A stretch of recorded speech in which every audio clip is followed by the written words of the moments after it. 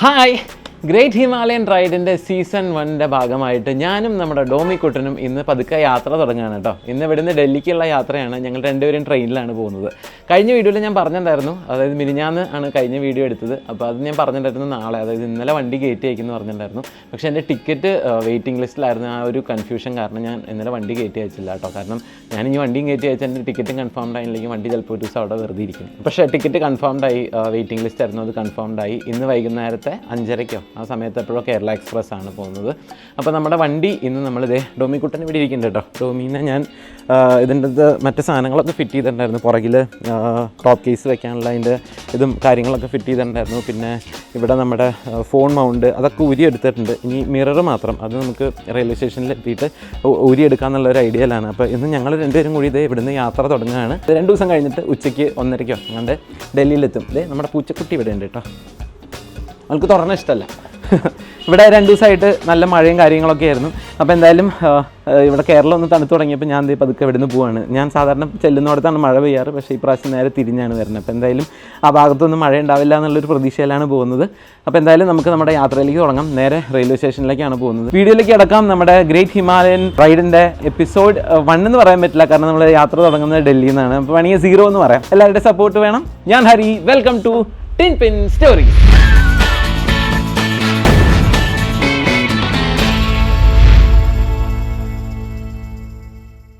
വണ്ടിയും കൊണ്ട് സ്റ്റേഷനിലെത്തി കേട്ടോ.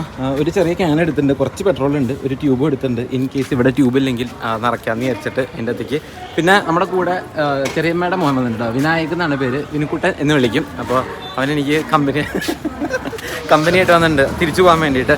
അപ്പോൾ ഇവിടെ പാഴ്സൽ ഓഫീസിൽ ചെയ്തപ്പോൾ ആദ്യം വണ്ടി പാക്ക് ചെയ്ത് എല്ലാം സെറ്റാക്കി RPF വെരിഫൈ ചെയ്തിട്ട് റെയിൽവേ പോലീസ് വെരിഫൈ ചെയ്ത് കഴിഞ്ഞിട്ട് അകത്തേക്ക് കയറിയാലാണ് ബുക്കിംഗ് എടുക്കുള്ളൂ എന്ന് പറഞ്ഞു. അപ്പോൾ അവിടെ ഒരു ചേട്ടനുണ്ട്, അവിടെ ഒരു ഷെഡ് കണ്ടോ, ആ ഷെഡിലൊരു ചേട്ടനുണ്ട്, പച്ച ഷർട്ട് ഇട്ടിട്ട്. ആ ചേട്ടൻ്റെ അടുത്ത് ചെന്ന് കഴിഞ്ഞാൽ ആൾ പെട്രോളൊക്കെ ഊറ്റി പാക്കൊക്കെ ചെയ്ത് സെറ്റാക്കി തരുന്ന പറഞ്ഞത്. അത്ര പറഞ്ഞ് 3000 എത്രയാണ് പറഞ്ഞത് കേട്ടോ, വണ്ടിയുടെ കൊറിയർ ചാർജ്. പിന്നെ പാക്ക് ചെയ്യാൻ 700 രൂപ 600 രൂപ എന്തോ പറഞ്ഞു.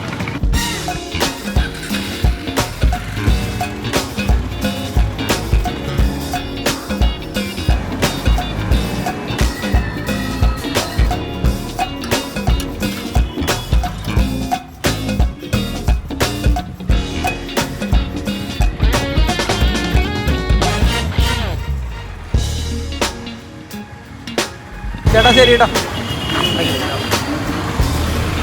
12 മണിക്ക് എത്തിയതാണ് കേട്ടോ. ഇപ്പോൾ സമയം 2:35, ഏകദേശം 2.5 മണിക്കൂർ എടുത്തു.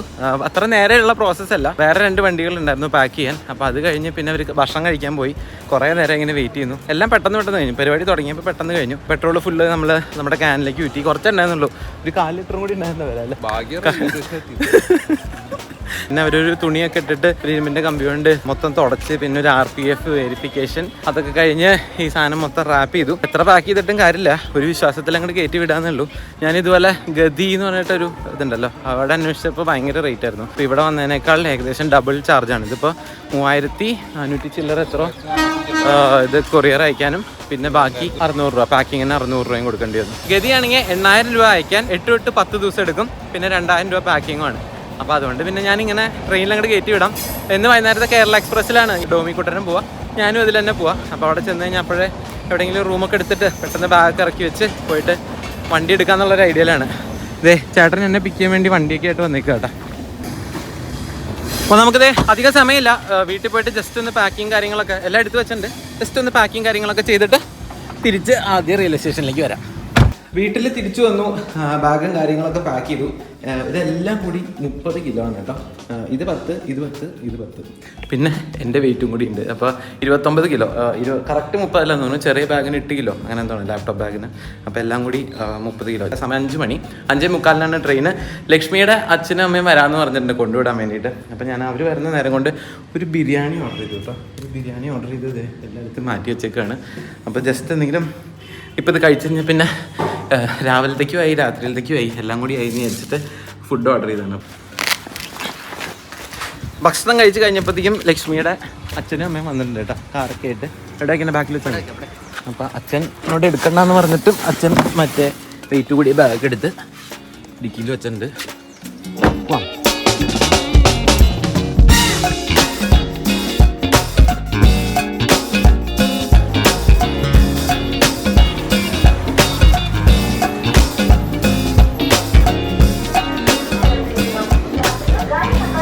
കറക്റ്റ് സമയത്തിന് റെയിൽവേ സ്റ്റേഷനിൽ എത്തി കേട്ടോ. 10ാമത്തെ നമ്പറിൽ വന്ന് നിൽക്കാനാണ് അവിടെ അനൗൺസ് ചെയ്യുന്നത്. അതനുസരിച്ച് 10ാമത്തെ നമ്പറിൽ വന്ന് നിന്നു. B5 ആണ് ബോഗി. ഒരു 15 മിനിറ്റ് ട്രെയിൻ ലേറ്റ് ആണ് കേട്ടോ. ഇവിടെ ഇൻട്രസ്റ്റിംഗ് ആയിട്ടൊരു കാര്യമുണ്ട്. ഇവിടെ നിൽക്കുന്ന ആൾക്കാർ മൊത്തം തെലുങ്കര കേട്ടോ. എനിക്ക് തോന്നുന്നു ഒരു ബോഗി നിറച്ചുള്ള ആൾക്കാരുണ്ട്. ഞാൻ അങ്ങനെ ആലോചിക്കായിരുന്നു എന്താ ഇത്ര ആൾക്കാരെന്ന്. അപ്പോഴാണ് ഒരു കല്യാണച്ചക്കനും പെണ്ണും, എനിക്ക് തോന്നുന്നു ഗുരുവായൂർ എന്തോ കല്യാണം കഴിഞ്ഞിട്ട് അവർ വരികയാണ് കേട്ടോ. അതായത് കല്യാണ ഡ്രസ്സിൽ തന്നെയാണ്. പെൺകുട്ടി മാലയോ മുടിയൊന്നും മാറ്റിയിട്ടൊന്നുമില്ല, അതേ ഡ്രസ്സിൽ റെയിൽവേ സ്റ്റേഷനിലേക്ക് വന്നേക്കാണ്. അപ്പോൾ അവരുടെ ഫാമിലിയാണെന്ന് തോന്നുന്നു. നല്ല രസമുണ്ട്, കുറേ പേരുണ്ട്. അപ്പോൾ മൊത്തം കല്യാണത്തിന് വന്ന ആൾക്കാർ തിരിച്ചു പോകുന്ന വഴിയാണ്.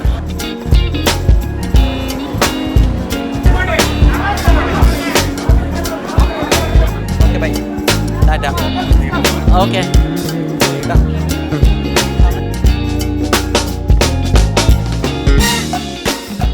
ഇത്രയും ബോറിംഗ് ആയിട്ടൊരു ട്രെയിൻ യാത്ര ഈ അടുത്തൊന്നും ഉണ്ടായിട്ടില്ല. തൃശ്ശൂരിൽ നിന്ന് തിരുപ്പൂർ വരെ നമ്മുടെ ഒരു സബ്സ്ക്രൈബർ ചേച്ചിയും അവരുടെ 2 മക്കളും വർത്താനം പറയാനുണ്ടായിരുന്നു. അവരിറങ്ങിയതോടെ സംസാരിക്കാൻ ആരുമില്ലാണ്ട് ബോറടിച്ച് ഞാൻ കയറി കിടന്നു. നെക്സ്റ്റ് ഡേ രാവിലെ തൊട്ട് ഭോപ്പാൽ വരെ ഇടയ്ക്ക് മിണ്ടിയും പറഞ്ഞിരിക്കാൻ കൊല്ലത്ത് നിന്നൊരു പയ്യൻ വന്നത് ഒഴിച്ചു കഴിഞ്ഞാൽ ശോകമൂകമായിട്ടുള്ള പാസഞ്ചേഴ്സ് ആയിരുന്നു. നല്ല ഭക്ഷണവും യാത്രയ്ക്ക് കമ്പനിയും ഇല്ലാതെ കാഴ്ചകളും കണ്ട് ഇനി അങ്ങോട്ടുള്ള യാത്രയുടെ പ്ലാനിങ്ങും ഉറക്കവും ഇടയ്ക്കൊരു ചായ കുടിയും ഒക്കെ ആയിട്ട് സേലം, തിരുപ്പതി, വിജയവാഡ, വാറങ്കൽ, നാഗ്പൂർ, ഭോപ്പാൽ, ആഗ്ര, മധുര വഴി ന്യൂഡൽഹി.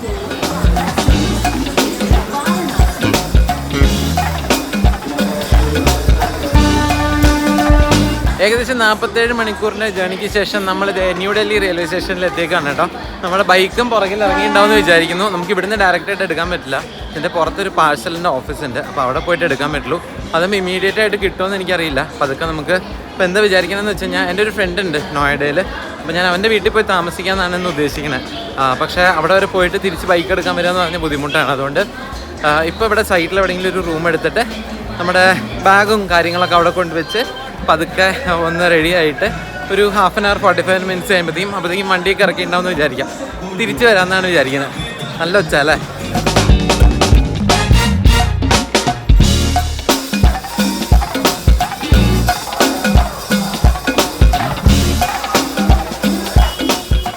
നല്ല തിരക്ക് കേട്ടോ. ഒരു തരത്തിൽ റെയിൽവേ സ്റ്റേഷൻ്റെ പുറത്തേക്ക് ഇറങ്ങി.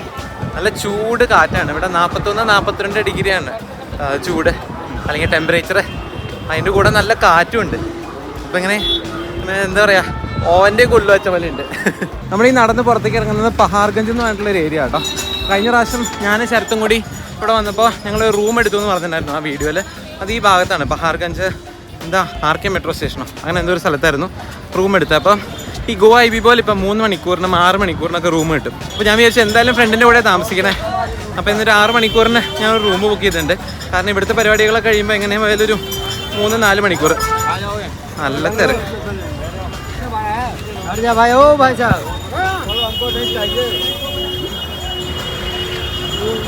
സൈഡോ ഭായ്, എളുപ്പമല്ല മോനെ ഇതിൻ്റെ ഇടയിൽ കൂടെ നടക്കാൻ. ഈ സൈറ്റിൽ ആൾക്കാർ പഴയ കോയിൻസ് കേട്ടോ, പഴയ കോയിൻസാണെന്ന് തോന്നുന്നു. ചിലതൊക്കെ കണ്ടിട്ട് പുതിയതായിട്ട് ഉണ്ടാക്കിയ പോലെ ഉണ്ട്. അങ്ങനത്തെ കോയിൻസൊക്കെ വിൽക്കാൻ വെച്ചിട്ടുണ്ട്. ഇപ്പോൾ ഞാൻ നേരത്തെ പറഞ്ഞു തന്നെന്താ അറിയോ, 6 മണിക്കൂറിന് വേണ്ടിയിട്ട് റൂം എടുത്തിട്ടുണ്ട്. 750 രൂപ. 3 മണിക്ക് ചെക്ക് ഇൻ ചെയ്ത് കഴിഞ്ഞാൽ 9 മണി വരെ സമയമുണ്ട്. അപ്പോൾ ഇവിടെ ബൈക്ക് എടുക്കാനൊരു 2 to 3 hours എടുക്കുന്നതാണ് പറഞ്ഞത്. അപ്പോൾ അത്ര നേരം ഈ ബാഗും പിടിച്ച് നിൽക്കാൻ പറ്റാത്തതുകൊണ്ടാണ് ഞാൻ റൂം എടുത്തത്. വേണമെങ്കിൽ റെയിൽവേയിലും നോക്കാമായിരുന്നു കേട്ടോ. പക്ഷേ ഞാൻ പുറത്തേക്ക് ഇറങ്ങി കഴിയുമ്പോഴാണ് ആ ഒരു ചിന്ത പോയത്, വെയിറ്റിംഗ് റൂമോ അങ്ങനെ എന്തെങ്കിലും നോക്കാമായിരുന്നു. ഞാൻ പുറത്ത് ഇറങ്ങിയിട്ട് ബുക്കും ചെയ്തു. എന്നിട്ടാണ് ഇത് ഓർമ്മ തന്നെ.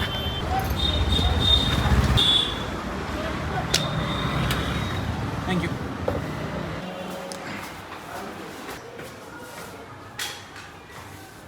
വളരെ ബേസിക് ആയിട്ടുള്ള റൂമാണ് കേട്ടോ. ഫാമിലി ആയിട്ടൊന്നും വന്ന് നിൽക്കാൻ പറ്റുന്ന ഒരു സ്ഥലമാണെന്ന് എനിക്കറിയില്ല. ലവ് കുഷ് എന്നാണ് പറയുന്നത്. ലവ് കുഷ് ഡിലക്സ് എന്നാണ് ഹോട്ടലിൻ്റെ പേര്. അപ്പോൾ എൻ്റെ ഐഡിയ എന്ന് പറഞ്ഞാൽ ജസ്റ്റ് ഒന്ന് ഫ്രഷനപ്പ് ആവുക, എന്നിട്ട് നമുക്ക് താഴെ പോയിട്ട് ഭക്ഷണം കഴിക്കുക. കഴിഞ്ഞ 2 ദിവസമായിട്ടുണ്ടല്ലോ ആകെ കഴിച്ചേക്കണ ഒരു മാഗി കപ്പ് നൂഡിൽസ്, ഒരു ഹാൽദിറാംസിൻ്റെ ബേൽപൂരി, ഒരു 4-5 ചായ, 2 ലിറ്റർ വെള്ളം. ഇതാണ് കഴിഞ്ഞ 48 മണിക്കൂറിൽ കഴിച്ചേക്കണം. അവിടെ നിന്ന് ബിരിയാണി കഴിച്ചതാണ്, പിന്നെ ഒന്നും കഴിച്ചിട്ടില്ല. അതായത് കഴിക്കാൻ തോന്നില്ല, അതുപോലെ മോശമാണ് ഫുഡ്. കഴിഞ്ഞ പ്രാവശ്യം ഞാൻ നാട്ടിലേക്ക് ഹിമാചലിൽ നിന്ന് തിരിച്ചു പോകുമ്പോൾ ഡൽഹിയിൽ ട്രെയിനിലാണ് പോയത്.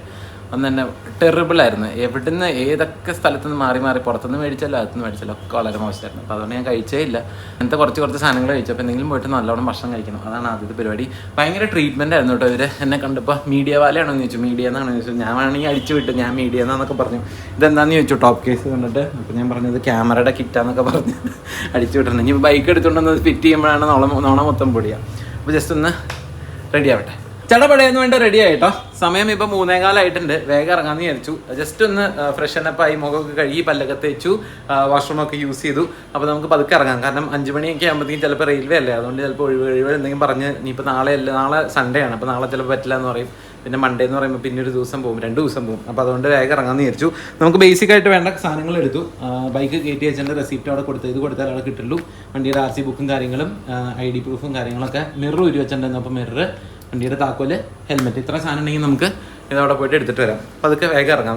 ഭക്ഷണം ഞാൻ വന്നിട്ട് കഴിക്കാമെന്ന് വെച്ചാൽ എന്തായാലും ഇത്രയും ഇനിയിപ്പോൾ ബാക്കി തിരിച്ചു തന്നിട്ട് ആ വണ്ടി ഒന്ന് കൈ കിട്ടണമുണ്ടല്ലോ, ഒരു സമാധാനമില്ല. എനിക്കിങ്ങനെ വണ്ടിയിൽ ഇരുന്നിട്ട് ആകെ ഒരു അയ്യോ വണ്ടി എന്തായിട്ടുണ്ടാവോ, എവിടെയെങ്കിലും തട്ടിയിട്ടുണ്ടാവോ, പൊട്ടിയിട്ടുണ്ടാവോ, മുട്ടിയിട്ടുണ്ടാവോ, ഇങ്ങനെയൊക്കെയായിരുന്നു.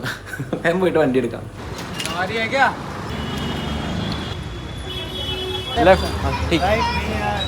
Okay, thank you. അപ്പോൾ അതെ നടന്ന് പാഴ്സലിൻ്റെ ഓഫീസിൻ്റെ ഭാഗത്ത് എത്തിയിട്ടുണ്ട് കേട്ടോ. ഈ ഭാഗത്താണെന്നാണ് നെറ്റിൽ കാണിച്ചത്. അപ്പോൾ ആ സൈഡിലേക്ക് നടന്നതാണ്. എനിക്ക് ശരിക്കും ഒരു ട്രോമയാണ് ഈ റെയിൽവേ പാഴ്സലിൻ്റെ ബൈക്ക് എടുക്കാൻ പോണത്. ഞാൻ പണ്ട് ചെന്നൈയിൽ പഠിക്കുന്ന സമയത്ത് എനിക്ക് ബൈക്ക് കയറ്റി വെച്ചിട്ട് ഞാൻ അന്ന് എടുത്തില്ല, പിറ്റേ ദിവസം പോയി എടുക്കാമെന്ന് ചോദിച്ചു. പക്ഷേ ചെന്നപ്പോഴത്തേക്കും ആ ബോഗി എവിടെ നിന്ന് പോയി ബൈക്ക് ഇറക്കിയില്ല. എന്നിട്ട് 1 മാസത്തോളം ബൈക്ക് ആ ബോഗിയുടെ ഉള്ളിൽ എന്തോ കംപ്ലൈൻറ്റ് എന്തോ പറഞ്ഞിട്ട് ആ യാർഡിൽ കിടന്നു 1 മാസം. ഞാനിങ്ങനെ എല്ലാ ദിവസവും എന്നുള്ള പോലെ അവിടെ പോയി ചോദിച്ച് അത് ഇറക്കാൻ പറ്റില്ലല്ലോ, ഒരു ഹൈറ്റിൽ യാർഡിൽ പോയി കഴിഞ്ഞാൽ പ്ലാറ്റ്ഫോമൊന്നുമില്ല. അപ്പോൾ ബാക്കിയുള്ള സാധനങ്ങളൊക്കെ ആൾക്കാർ ഇറക്കിക്കൊണ്ട് പോയി. എൻ്റെ ബൈക്കും വേറൊരു സ്കൂട്ടറും അതിൻ്റെ അകത്ത് ഇങ്ങനെ ഇരിക്കും. 1 മാസമായിരുന്നു അതിൻ്റെ അകത്ത്. അപ്പോൾ പിന്നെ അത് ഇറക്കാൻ എത്ര പൈസ കൊടുത്തു, ആൾക്കാരെ പൈസ കൊടുത്ത് ഇറക്കിച്ച് അങ്ങനെയൊക്കെയാണ് ചെയ്തത്. അപ്പോൾ ശരിക്കൊരു ട്രോമയാണ്. ഇതാണോന്ന് അറിയില്ല കേട്ടോ. റെയിൽവേ മെയിൽ സർവീസ് എന്നൊക്കെ എഴുതിയേക്കണേ. ഇന്ത്യ പോസ്റ്റിൻ്റെ ഭാഗമാണെന്ന് തോന്നുന്നു.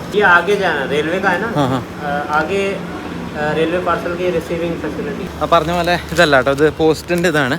ഇവിടുന്ന് കുറച്ചും കൂടി അങ്ങനെ നടക്കണം, അപ്പോഴാണ് ഇത് കാണാന്നാ പറഞ്ഞത്.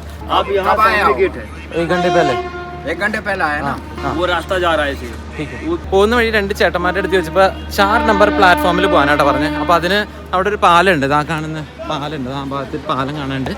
ആ പാലം ക്രോസ് ചെയ്ത് അപ്പുറത്തെ സൈഡ് പോകണം എന്നാണ് അങ്ങനെ പറഞ്ഞത്. കാരണം ഇതിൽ പോയാലും അങ്ങോട്ട് തന്നെ പോകണ്ടേ. അപ്പോൾ ബെറ്റർ അവിടെ പോയി ഏത് പ്ലാറ്റ്ഫോമാണെന്ന് അന്വേഷിച്ച് എനിക്ക് ഓർമ്മയില്ല ഏത് പ്ലാറ്റ്ഫോമിലാണ് വന്നത്.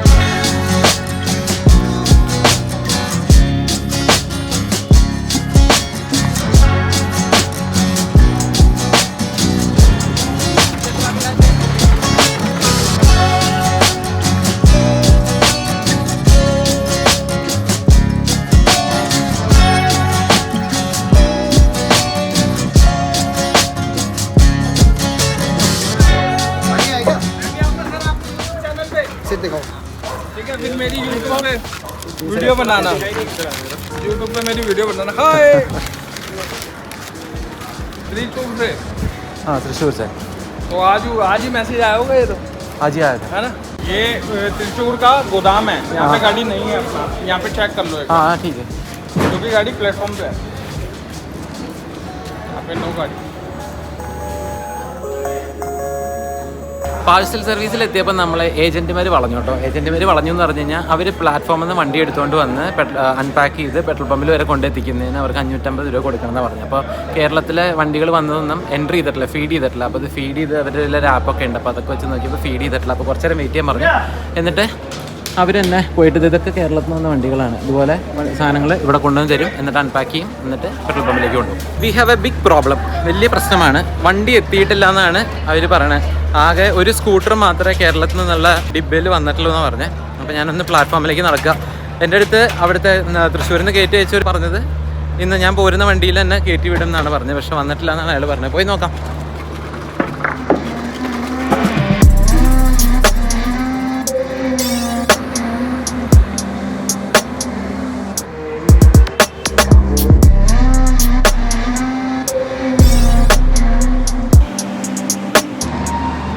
പ്ലാറ്റ്ഫോം 1, 2, 3, 4, 5, 6 എല്ലാ പ്ലാറ്റ്ഫോമിലും പോയി നോക്കി, വണ്ടി കാണാനില്ല. എനിക്കറിയില്ല എന്ത് ചെയ്യുന്നത്. ഞാൻ കുറച്ച് നേരം കൂടി നോക്കാമെന്ന് വിചാരിക്കുകയാണ്, 2-3 റൗണ്ടും കൂടി. ഇവിടെ ഒരു റോളിംഗ് ഇൻ ആൻഡ് ഔട്ട് ഒരു സ്റ്റേഷൻ ഉണ്ട് കേട്ടോ. അപ്പോൾ അവിടെ കാണിച്ചപ്പോൾ അയാൾ പറഞ്ഞ് 6ാമത്തെ പ്ലാറ്റ്ഫോമിൻ്റെ അങ്ങേ അറ്റത്തൊന്ന് പോയി നോക്കാൻ, ചിലപ്പോൾ അവിടെ ഉണ്ടാവാൻ ചാൻസ് ഉണ്ടെന്ന് പറയുന്നുണ്ട്. കാരണം ഈ ഭാഗമൊക്കെ ഞാൻ നോക്കിക്കഴിഞ്ഞു. അപ്പോൾ അവർ പറഞ്ഞാൽ ഇവർക്ക് 5ഉം 4ഉം 2ഉം 3ഉം 1ഉം ഒക്കെ ഉള്ളൂ. 6ഒക്കെ അപ്പുറത്ത് വേറെ റോളിംഗ് ഇൻ ആൻഡ് ഔട്ട് സ്റ്റേഷനാണ് ഇത്ര. അപ്പോൾ ആ കിടക്കുന്ന ട്രെയിനിൻ്റെ ആ പ്ലാറ്റ്ഫോമിൽ ഒന്ന് പോയി നോക്കാൻ പറയുന്നുണ്ട്.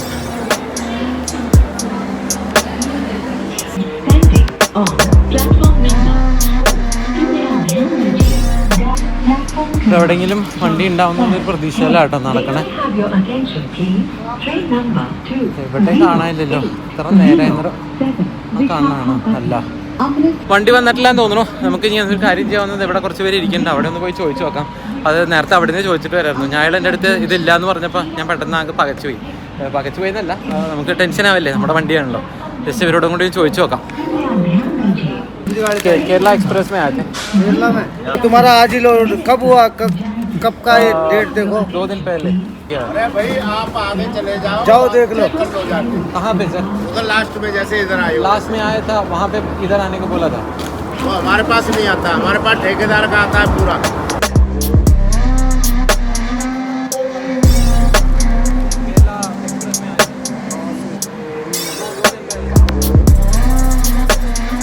നേരത്തെ ഏജൻറ്റ് പറഞ്ഞ കറക്റ്റാട്ടോ. ഒറ്റ സ്കൂട്ടറാണ് കേരളത്തിൽ നിന്ന് വന്നിട്ടുള്ളൂ. ഇതിനൊരു PNR നമ്പർ ഉണ്ട്. ഇപ്പം ഞാൻ ഇപ്പോഴാണ് ശ്രദ്ധിക്കണം, എനിക്കൊരു മെസ്സേജ് വന്നിട്ടുണ്ട് PNR നമ്പർ വണ്ടി കയറ്റി വെച്ചതിൻ്റെ. ആ PNR നമ്പർ അവർ ചെക്ക് ചെയ്യാൻ പറഞ്ഞപ്പോൾ വണ്ടി അവിടെ നിന്ന് കയറ്റി വിട്ടിട്ടില്ല എന്ന് തന്നെ തോന്നുന്നുണ്ട് കേട്ടോ. കാരണം PNR നമ്പറിൽ ലോഡിംഗ് സ്റ്റേഷനെ പറ്റി ഒന്നും എഴുതിയിട്ടില്ല, മെൻഷൻ ചെയ്തിട്ടില്ല. അവിടെ ഒരു ഹൈഫണാണ് കൊടുത്തേക്കണേ. അപ്പോൾ ഓഫീസിൽ പോയി ചോദിക്കാൻ പറഞ്ഞ് ഓഫീസിലേക്ക് നടക്കുക. ഫോട്ടോ ले लेता है दादा. ആ, गाड़ी आएगा, मैं आपको कॉल करेगा. ഓഫീസിലൊന്നും ചോദിക്കേണ്ട ആവശ്യം വന്നില്ല കേട്ടോ. എൻ്റെ ഒരു കസിൻ്റെ അടുത്ത് ഞാൻ തൃശ്ശൂർ റെയിൽവേ സ്റ്റേഷനിൽ പോയി അന്വേഷിക്കാൻ പറഞ്ഞിട്ടുണ്ടായിരുന്നു. അവൻ അന്ന് കണ്ടില്ലേ, അപ്പോൾ അവൻ അവിടെ പോയി അന്വേഷിച്ചപ്പോൾ വണ്ടി അവിടെ ഇരിക്കുന്നുണ്ട്. 2 ദിവസമായിട്ട് ഭയങ്കര തിരക്കാത്രേ, വണ്ടി കയറ്റി വിടാൻ പറ്റിയിട്ടില്ല. അപ്പോൾ ഇനിയിപ്പോൾ എന്നാ കയറ്റി വിടാമെന്ന് അറിയില്ല. പറ്റുകയാണെങ്കിൽ ഇന്ന് വിടാത്രേ. ഇന്നിപ്പോൾ 5:05 5:45 കേരള എക്സ്പ്രസ്സിന് കയറിയാൽ നാളെ കഴിഞ്ഞ് മറ്റന്നാൾ എത്തും. അല്ലെങ്കിൽ പിന്നെ ഒരു ദിവസം കൂടി ഡിലേ ആവും, നാളെ കയറ്റി വിടുള്ളൂ. തെറ്റെൻ്റെയാണ്, കാരണം ഞാനത് അന്വേഷിക്കണമായിരുന്നു. ഞാൻ വിചാരിച്ചു അവരത് കയറ്റി വിടും, നമ്മൾ കൂടുതൽ അതിനെക്കുറിച്ച് അന്വേഷിക്കേണ്ടതാണ്. പക്ഷേ എന്തായാലും 2-3 ദിവസം, ഇന്ന് കയറ്റി വിട്ടാൽ നാളെ കഴിഞ്ഞ് മറ്റന്നാൾ കിട്ടും, എനിക്കറിയില്ല. എന്തായാലും ഞാൻ തിരിച്ച് റൂമിലേക്ക് നടക്കുകയാണ്. അപ്പോൾ ഇവിടെ വെറുതെ റൂം എടുത്തു. അപ്പോൾ ഇവിടെ നിന്ന് എന്തായാലും ചെക്കൗട്ട് ചെയ്തിട്ട് ഞാൻ നോയിഡയിലേക്ക് പോകാമെന്ന് വിചാരിക്കുകയാണ്. നോയിഡയിൽ ഞാൻ നേരത്തെ പറഞ്ഞില്ല ഒരു ഫ്രണ്ട് ഉണ്ടെന്ന്. അപ്പോൾ ആദ്യം പോയിട്ട് എന്തെങ്കിലും കഴിക്കട്ടെ, ഭയങ്കരമായിട്ട് വിശക്കണം. 2 ദിവസമായി മര്യാദയ്ക്ക് ഭക്ഷണം കഴിച്ചിട്ട്. ഇപ്പോൾ ഈ നടത്തും കൂടി കഴിഞ്ഞപ്പോഴല്ലോ ഫുൾ ടയർഡായി.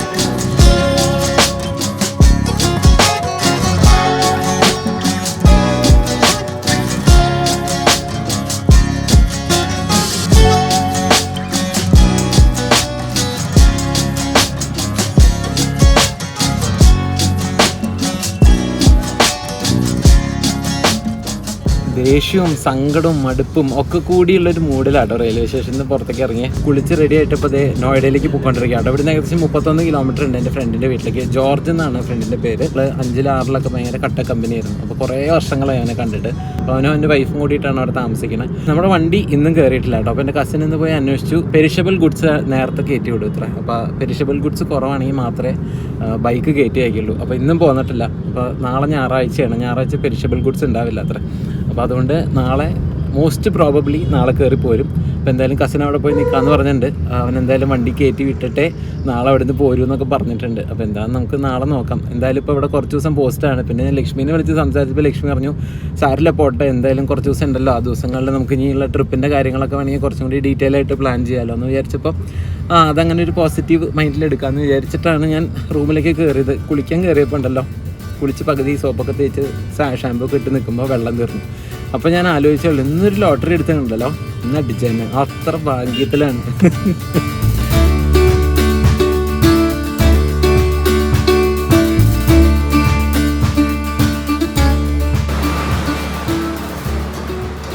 നമസ്കാരം.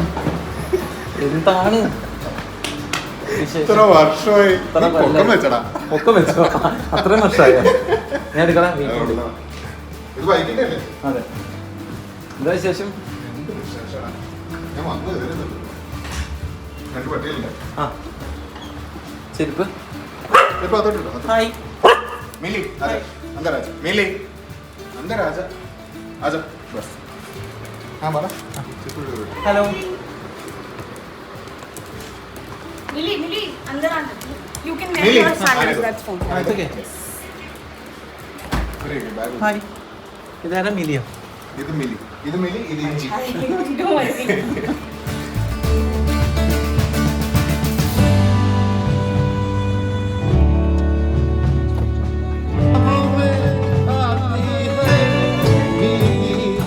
ഇതാണ് ഇടുക്കിക്കാരൻ ജോർജും അവൻ്റെ ദില്ലിവാല ഭാര്യ നിമിഷ്തയും. മിലീനെയും ഇഞ്ചിനെയും ഫുഡൊക്കെ കൊടുത്ത് ഉറക്കം കിടത്തിയിട്ട് ഞങ്ങളൊരു പാനിപൂരി കഴിക്കാൻ ഇറങ്ങിയതാണ്. അപ്പോഴാണ് നല്ല ഒത്തൻറ്റിക് സൗത്ത് ഇന്ത്യൻ ഫുഡ് കിട്ടുന്ന നോയിഡ സെക്ടർ 29 ബ്രഹ്മപുത്ര മാർക്കറ്റിലെ ലക്ഷ്മി കോഫി ഹൗസിൽ പോകാനുള്ള പ്ലാന് ജോർജ് പറഞ്ഞത്. ഒരു കുട്ടി റെസ്റ്റോറൻറ്റ്, വർഷങ്ങളായി പ്രവർത്തിക്കുന്ന വലിയ ആർഭാടങ്ങളൊന്നും ഇല്ലാത്ത നോയിഡക്കാരുടെ സ്വന്തം സൗത്ത് കാ ഖാന കിട്ടുന്ന പോപ്പുലർ സീക്രട്ട് ജോയിന്റ്. ടോക്കൺ എടുക്കാതെയും ക്യൂ നിൽക്കാതെയും അകത്ത് കയറാൻ തോടാ മുഷ്കിൽ ഹേ എന്ന് നിമിഷ്ത പറഞ്ഞു.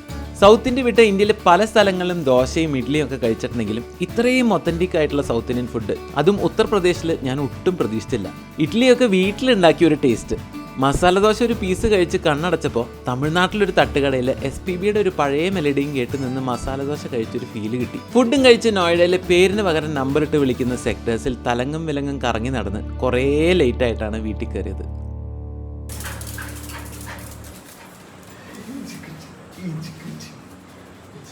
चल चल चल चल चल मिली चल चल चल चल ജോർജ് രാവിലെ ജോലിക്ക് പോകുമ്പോഴുള്ള സ്നേഹപ്രകടനം കേട്ടോ മുകളിൽ ലിഫ്റ്റിന്റെ ഭാഗത്തായിട്ട് കണ്ടത്. അപ്പൊ ജോർജ് ഇവിടെ നോയിഡയില് ബി ബോം എന്ന് പറഞ്ഞിട്ടുള്ള ഒരു ടെക്കിനോട് കുറച്ചെങ്കിലും ഇഷ്ടമുള്ള ആൾക്കാർക്ക് ബി ബോം അറിയാണ്ടിരിക്കില്ല, ഒരു ഇൻസ്റ്റാഗ്രാം പേജ് ഉണ്ട്. അത് കേട്ടാലേ സ്പോൺസേർഡ് ആണെന്ന് തോന്നുന്നു. സ്പോൺസേർഡ് അല്ല അതിന്റെ. അപ്പൊ ഈ വീഡിയോസിന്റെ ഒക്കെ ക്രിയേറ്റീവ് ഡയറക്ടറാണ് ജോർജ്. അപ്പൊ അങ്ങനെ 8 കൊല്ലമായില്ലേ, 8 കൊല്ലമായിട്ട് ഇവിടെ ബി ബോം സ്റ്റാർട്ട് ചെയ്തപ്പോ അതിന്റെ തുടക്കത്തിലുള്ള 4-5 പേരിൽ ഉള്ള ഒരാളാണ് കേട്ടോ. അപ്പൊ നമ്മൾ ഈ കാണുന്ന വീഡിയോസും കാര്യങ്ങളുടെ ഒക്കെ ഐഡിയയുടെ തല ഈ തലയാണ്. ഞാനും ജോർജും ഒരുമിച്ച തൊടുപുഴയിൽ പഠിച്ചിരുന്ന കേട്ടോ. അതുകൊണ്ട് വണ്ടി ഞാൻ വൃത്തിക്ക് വെളിച്ചത്തിൽ കണ്ടില്ല. അപ്പൊ അതും കൂടി കാണാന്നുള്ള ഒരു ഐഡിയയിൽ ഞാൻ അവൻ്റെ കൂടെ ഇറങ്ങിയപ്പോൾ വന്നതാണ്. ഇതൊരു താര കേട്ടോ, കുറെ കാര്യങ്ങളൊക്കെ ചെയ്തിട്ടുണ്ട്. ഇവിടെ മോഡിഫിക്കേഷൻ ഒന്നും കുഴപ്പമില്ലല്ലോ, ഇവിടെ ഒരു കുഴപ്പമില്ലാത്തതുകൊണ്ട് കുറെ മോഡിഫിക്കേഷൻ സാധനങ്ങളൊക്കെ ഇവിടെ ഇതൊക്കെ എക്സ്ട്രാ വെച്ചേക്കുന്നതാണ്. അപ്പൊ അതൊക്കെ കാണണം എന്നുള്ള ഒരു ഐഡിയയിൽ പുറത്തേക്ക് ഇറങ്ങി വന്നതാണ്. ജോർജിനെ കുറിച്ചുണ്ടല്ലോ ആലോചിക്കുമ്പോൾ എനിക്ക് ആദ്യം തന്നെ ഓർമ്മ വരുന്നത് ചെറുപ്പത്തിൽ ഞങ്ങളൊരു 2000, 2001, 2002 ഈ സമയത്ത് എപ്പോഴും ഞങ്ങൾക്ക് ഈ വെള്ളിയാഴ്ചകളിൽ സ്കൂളിൽ എന്തെങ്കിലും കോ കരിക്കുലർ ആക്ടിവിറ്റി ഉണ്ടോ. അപ്പൊ ഞങ്ങള് പെയിന്റിംഗ് ആണ് ഓപ്റ്റ് ചെയ്തേക്കണത്. കാരണം ഏറ്റവും കൂടുതൽ പെൺകുട്ടികൾ വരുന്നത് പെയിന്റിങ്ങിലാണ്. അപ്പൊ കോഴികളായ ഞങ്ങള് രണ്ടുപേരും കൊണ്ട് ഡിസൈഡ് ചെയ്ത് നമുക്ക് പെയിന്റിങ്ങിന് പോകാം. ഒരു കൊല്ലത്തോളം ഞങ്ങളൊരു മാനിനെയൊക്കെ വരച്ചോണ്ടിരുന്നിട്ടുണ്ട്. നിനക്കൊരു ഔസേപ്പച്ചനെ ഓർമ്മയുണ്ടോ? നമ്മുടെ കൂടെ ഇരിക്കാറുണ്ട്, ബോവിന്റെ അനിയൻ, നമ്മുടെ തോന്നുന്നു. അപ്പൊ ഈ ഔസേപ്പച്ചനെ നിങ്ങൾക്കും അറിയാം, ഓസി അമ്മ മലയാളി. അപ്പൊ ഞങ്ങൾ 3 കോണ്ടന്റ് ക്രിയേറ്റേഴ്സ് അന്ന് ഒരു ബെഞ്ചിലാണ് ഇരുന്നിരുന്നത്. അമ്മേ എന്നാടാ ചോദിച്ചിട്ട് നല്ല രസം അവരുടെ. അപ്പൊ എത്താറായോ വഴിയുടെ അവിടേക്ക്? വീഡിയോ എടുക്കാൻ വേണ്ടിട്ട്. അപ്പൊ എന്തായാലും ഇന്ന് നമ്മുടെ വണ്ടി വരുന്ന ദിവസമാണ്. സമയം ഇപ്പോ 10 മണിയൊക്കെ കഴിഞ്ഞിട്ടുണ്ട്, 10:15 ഒന്ന്. ഇപ്പൊ ട്രെയിൻ ഞാൻ രാവിലെ നോക്കുമ്പോൾ ട്രെയിൻ ഡിലേ ഒന്നുമില്ല, കറക്റ്റ് സമയത്തിന് വരുന്നതാണ് കാണിക്കുന്നത്. അപ്പോൾ കുറച്ചു നേരം കഴിഞ്ഞിട്ട് ഒന്ന് വൃത്തിയായിട്ട് നമുക്ക് പതുക്കെ വണ്ടി എടുക്കാൻ പോവാം. അപ്പൊ വണ്ടി എടുത്തിട്ട് വൈകുന്നേരം കാണാം.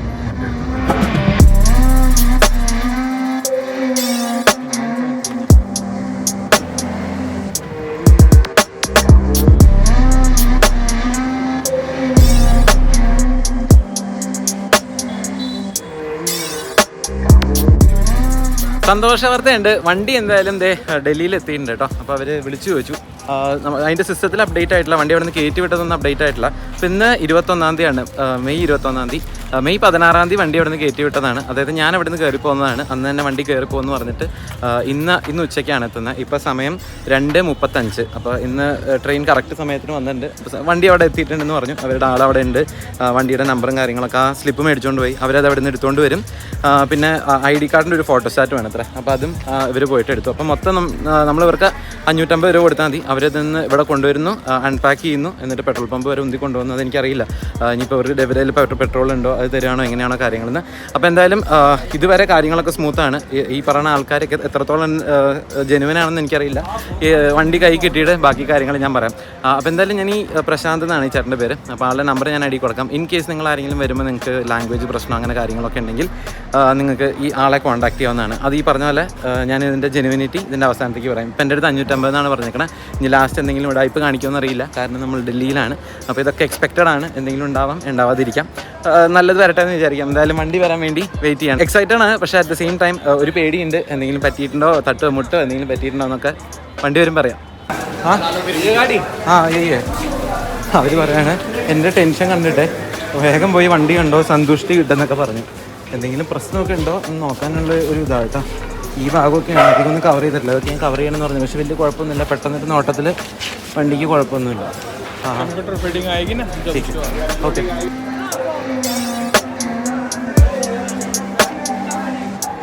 Your man full drinker on the way, full time drinker, railway station labor, Nai Delhi 24 hours 24 hours drinking. You are cheap fraud. 1 in order 40 years. Full bottle under. You are secondar. लग गए ना railway बर्बाद करने में 40 years Umar വണ്ടിയൊക്കെ കിട്ടി കഴിയുമ്പോൾ എനിക്ക് സമാധാനമായി. അവരൊക്കെ ഇരുന്ന് ഇങ്ങനെ വർത്താനം പറഞ്ഞുകൊണ്ടിരിക്കുക കേട്ടോ. എന്താ ചാനലിൻ്റെ പേരെന്നൊക്കെ ചോദിച്ചത് വീഡിയോ കണ്ടുകൊണ്ടിരിക്കുകയാണ്, നമ്മുടെ മാൽച്ച മഹലിൻ്റെ വീഡിയോ. ആ വീഡിയോ നിങ്ങൾ കണ്ടിട്ടില്ലെങ്കിൽ മുകളിൽ ലിങ്ക് ഉണ്ട് കേട്ടോ, അതിലേക്ക് കയറി ക്ലിക്ക് ചെയ്ത് കാണാം. അപ്പോൾ അവരവിടെ വീഡിയോസൊക്കെ കണ്ടുകൊണ്ടിരിക്കുന്നു. ഒരു അരമണിക്കൂർ എടുക്കും ഇത്ര അതിൻ്റെ സിസ്റ്റത്തിൽ എൻ്ററൊക്കെ ചെയ്തിട്ട് കിട്ടാൻ വേണ്ടിയിട്ട്. അപ്പോൾ അതിനുവേണ്ടി ബൈക്ക് അവിടെ വെയിറ്റ് ചെയ്യുന്നു. നമ്മുടെ കാര്യങ്ങൾ പേരും അതിൻ്റെ ഡീറ്റെയിൽസും സെറോക്സ് കോപ്പി കൊടുത്തിട്ടുണ്ട്. അവരുടെ ആളവിടെ കൊണ്ടുപോയി കൊടുക്കും. അത് ആദ്യം പക്ഷേ എൻട്രി ചെയ്യണം. എൻട്രി ചെയ്ത് കഴിഞ്ഞാലേ അത് കിട്ടുള്ളൂ. ഇവിടുത്തെ ചൂട് സഹിക്കാൻ പറ്റാത്ത ചൂടാട്ടോ. വെയിലത്ത് ഇങ്ങനെ നിൽക്കുമ്പോൾ തന്നെ ഇങ്ങനെ പൊള്ളുകയാണ്. അപ്പോൾ അവർ നേരത്തെ എൻ്റെ അടുത്ത് ചോദിച്ചു കുടിക്കാൻ വല്ലതും വേണമെന്ന് ചോദിച്ചു. ഞാൻ പറഞ്ഞു ഞാൻ വെള്ളം മേടിച്ചോളാം എന്ന്. ഞാൻ പോയി വെള്ളം മേടിച്ചു. ഇപ്പോൾ അവർ ഇതേ പോയിട്ട് മൗണ്ടൻ ഡ്യൂ മേടിച്ചുകൊണ്ട് വന്നിട്ട് എല്ലാവരും എന്തെങ്കിലും ഗ്ലാസ്സിൽ ഒഴിച്ച് വെച്ച് എനിക്കൊരു ഗ്ലാസ് തന്നു. അപ്പോൾ അതേ വർത്താനൊക്കെ പറഞ്ഞ് മൗണ്ടൻ ഡ്യൂ ഒക്കെ കുടിച്ചിങ്ങനെ ഇരിക്കുകയാണ്. അവരെല്ലാവരും ഇതേ കമ്പനി അടിച്ചിരിക്കുന്നു. വേറെ കുറേ ആൾക്കാർ വരുന്നുണ്ട്. ഭാഗത്ത് വർക്ക് ചെയ്യുന്നവരൊക്കെ അത്ര. അപ്പോൾ ഇവിടെ കൂടുതൽ ഈ റെയിൽവേയുടെ സ്റ്റാഫ് കുറവാത്ര. ഇങ്ങനെ ലേബേഴ്സായിട്ട് വരുന്നവരാത്ര കൂടുതൽ ഇങ്ങനത്തെ ജോലിയൊക്കെ ചെയ്യുന്ന. റെയിൽവേയുടെ സ്റ്റാഫ് ഇല്ലാന്ന്. അപ്പോൾ അവരുടെ ഒരു ഏരിയ അങ്ങനത്തെ ഒരു സ്ഥലമാണ്. അപ്പോൾ അതിൻ്റെ അകത്തൊരു പ്രധാനജി ഉണ്ട്. ഇപ്പോൾ നമ്മൾ സംസാരിച്ച പ്രശാന്ത് ഇവിടുത്തെ കുറച്ചും കൂടി സീനിയർ ആയിട്ട് ഒരാളാണ്. പിന്നെ ബാക്കി കുറച്ച് ഇപ്പോൾ ജോയിൻ ചെയ്ത പിള്ളേരും അവരെ പണി പഠിപ്പിക്കലും അങ്ങനെ അവർ ഇടയ്ക്ക് ആൾക്കാർ വരുന്നു. ഒരേ സാധനം കയറ്റി അയക്കാൻ എത്രയും ചോദിക്കണു. അൺലോഡിങ് ലോഡിങ് ഇതിൻ്റെ കാര്യങ്ങളും വർത്തമാനങ്ങളൊക്കെ പറഞ്ഞ് അവിടെ ഇങ്ങനെ ഇരിക്കുന്നു. ഞാൻ ദേ സൈഡിൽ ഇങ്ങനെ നിന്ന് മൗണ്ടൻ ഡ്യൂ കുടിക്കുന്നു. മൗണ്ടൻ ഡ്യൂ ഇങ്ങനൊരു കളറാണെന്ന് എനിക്ക് അറിയില്ലായിരുന്നു. അങ്ങനെ ഒരു തരത്തിൽ ഗേറ്റ് പാസും കിട്ടി നമ്മുടെ വണ്ടി പുറത്തേക്ക് പോവാണ്. ഇൻഡിക്കേറ്ററിന് ചെറിയൊരു പണി കിട്ടിയിട്ടുണ്ടോ എന്നൊരു സംശയമുണ്ട്. ആ സൈഡിൽ തൊടുമ്പോൾ ഒരു ഫ്രണ്ടിലത്തെ ഇൻഡിക്കേറ്റർ തൊടുമ്പോൾ ഇവിടുത്തെ കുഴപ്പമില്ലെന്ന് തോന്നുന്നു. ഇതും കുഴപ്പമില്ല. ഫ്രണ്ടിലത്തേന് ഈ ഭാഗത്ത് തൊടുമ്പോൾ ഇതിങ്ങനെ വീണ് കിടക്കണമല്ലേ തോന്നണം. ഇത് കണ്ടോ, ഒടിഞ്ഞു. ഇത് ഒടിഞ്ഞു, അപ്പുറത്തെ ഒടിഞ്ഞു. പശുവിൻ്റെ ചെവി പോലെ ഉണ്ട് ഒടിഞ്ഞിട്ട്.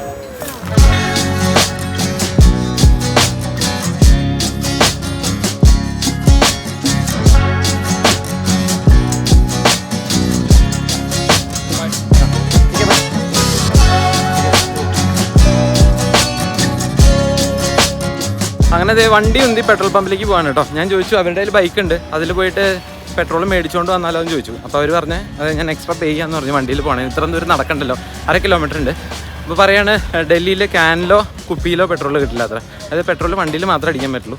അപ്പോൾ ഇൻ കേസ് വണ്ടിയൊക്കെ നിന്ന് എന്താ ചെയ്യാൻ ഞാൻ ആലോചിക്കണം. എന്തായാലും അങ്ങനെ ഒരു ഓപ്ഷൻ ഇല്ല. അല്ലെങ്കിൽ അവർ ഇത്ര ഉന്തില്ലല്ലോ, അവർ മാക്സിമം എഫേർട്ട് എടുക്കാതിരിക്കാനല്ലേ നോക്കുള്ളൂ. അപ്പോൾ എന്തായാലും നല്ല ആൾക്കാരായിരുന്നു കേട്ടോ, കുഴപ്പമൊന്നുമില്ല. കറക്റ്റ് പറഞ്ഞ പൈസയാണ് വാങ്ങിച്ചത്, 550 രൂപ. അന്ന് പറഞ്ഞത് തന്നെ, കൂടുതൽ വർത്താനം അങ്ങനെയൊന്നുമില്ല. ഭയങ്കര ഹെൽപ്ഫുള്ളായിരുന്നു.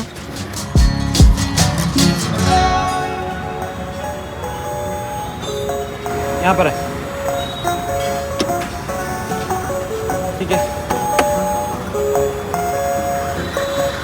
അങ്ങനെ വലിയ പ്രശ്നങ്ങളൊന്നും ഇല്ലാണ്ട് ഡോമിക്കുട്ടനെ നമ്മുടെ കയ്യിൽ കിട്ടിയേക്കാണ്. ഒരു 500 രൂപയ്ക്ക് പെട്രോൾ അടിച്ചു കേട്ടോ. അപ്പോൾ ഇവിടെ ഒരു ഭാരത് പെട്രോളിയത്തിൻ്റെ പെട്രോൾ പമ്പ് വരെ ഉന്തിക്കൊണ്ട് വന്ന് പെട്രോൾ അടിച്ചു. ഈ സാധനം ഞാനിപ്പോൾ നേരെയാക്കാൻ ഉദ്ദേശിക്കുന്നില്ല, കാരണം ഇതൊരു ക്വിക്ക് ഫിക്സ് ഒക്കെ വെച്ച് ഒട്ടിച്ച് വെക്കാവുന്നതാണ്. ഇത് കുറച്ച് പഴയതുമായിട്ടുണ്ട്, അതിൻ്റെ കൂടി ഉണ്ടാവും. പെട്ടെന്ന് പൊട്ടിപ്പോയത് ആ ഒരു കാരണം കൊണ്ടാവും.